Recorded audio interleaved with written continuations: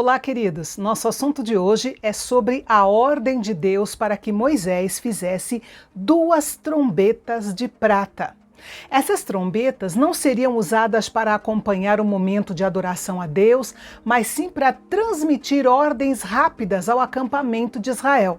Os líderes e o povo tinham de manter os ouvidos alertas para escutar o som das trombetas a qualquer momento. Então, por exemplo, se Moisés desejava convocar uma assembleia com o povo ou com os líderes, os toques das trombetas davam o sinal apropriado. Se as 2 trombetas tocassem juntas, era uma convocação para todo o povo. Se apenas uma trombeta tocasse, era uma convocação apenas para os líderes. Quando era a hora de levantar acampamento, as trombetas davam um sinal para cada grupo de 3 tribos marchar, começando com Judá, Issacar e Zebulon, que ficavam no lado leste do tabernáculo. As trombetas soavam também como um alarme, ordenando aos soldados que se preparassem para a batalha. O versículo 9 descreve esse toque da trombeta como uma oração diante de Deus, declarando que ele daria vitória ao seu povo na batalha.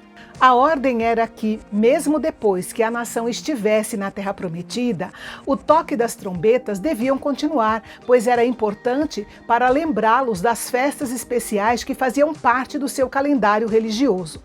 A festa das trombetas dava início aos eventos religiosos especiais, que eram o dia da expiação e a festa dos tabernáculos. E os filhos de Arão é que seriam os encarregados de tocar as trombetas de prata. Assim como o povo de Israel no Antigo Testamento, nós, os filhos de Deus hoje em dia, também estamos aguardando o som da trombeta mencionado em 1 Tessalonicenses capítulo 4, quando Paulo diz que se ouvirá o som da trombeta de Deus quando a igreja for arrebatada para encontrar o Senhor nos ares e estar para sempre com ele. E então aconteceu uma coisa maravilhosa. A nuvem da presença de Deus começou a se mover e uma enorme sensação de excitação percorreu todo o povo. Era a ordem para eles saírem do Sinai e irem em direção à Terra Prometida. Essa foi a primeira vez que Israel marchou como uma nação organizada e preparada. Eles já não eram o mesmo grupo que havia saído do Egito como uma grande massa de gente. Agora, além da certeza da presença de Deus como um guia, eles tinham todas as orientações necessárias para se conduzir como uma nação. Era tempo de marchar, tempo de avançar. À frente deles estavam os maiores desafios, desafios que só poderiam ser enfrentados pela fé. Sabe, quanto mais acomodados nós ficamos, menos nós gostamos de mudança. Acontece que não há crescimento sem desafios e não há desafios sem mudanças. A cada nova experiência da vida pode acontecer uma de 2 coisas. Ou confiamos em Deus e Ele extrai o que há de melhor de nós, ou desobedecemos a Deus e Satanás extrai o que há de pior em nós.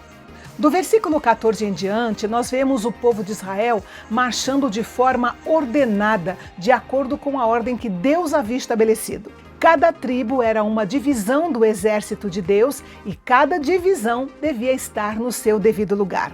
A Arca da Aliança ia adiante do povo, carregada pelos sacerdotes, seguindo a coluna de nuvem. Nesse ponto, Obabe, irmão de Zípora, esposa de Moisés, que seguia com o povo, quis voltar para sua terra. Provavelmente Jetro, o sogro de Moisés, já havia morrido e ele era então o chefe da família. Moisés pediu que ele ficasse porque queria que seus parentes desfrutassem das bênçãos que Deus havia prometido ao seu povo. Ele ainda se mostrou resistente, mas Moisés insistiu no convite, dizendo que, como ele conhecia bem aquela região, ele poderia ser de grande ajuda para Israel durante a sua jornada pelo deserto. Embora Moisés confiasse em Deus, ele também sabia que a ajuda de Deus muitas vezes vinha de homens como Obabe, o seu cunhado. E é assim até hoje. Deus planeja dessa forma, muitas vezes fazendo com que a sua ajuda chegue até nós parcialmente por meio de pessoas que Ele ordena para nos ajudar. Bem, Obabe deve ter aceitado o convite de Moisés, porque anos mais tarde nós vemos os seus descendentes vivendo entre os israelitas. Com certeza, eles estavam muito melhor fazendo parte do povo de Deus.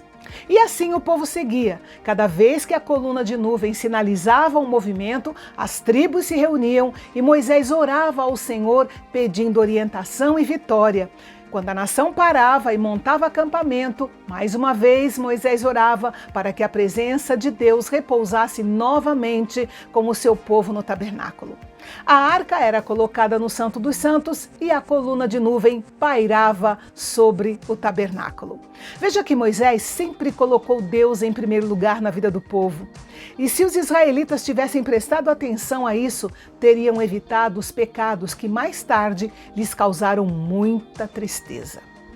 E a 10ª palavra de bênção de Números é: às vezes, Deus nos diz para seguirmos em frente. Outras vezes, Ele nos diz para parar e esperar. Seja qual for a sua orientação, é extremamente importante sermos guiados pela sua presença. E amanhã nós vamos falar sobre um dia muito tenso, o dia em que Deus colocou fogo no acampamento. Não perca!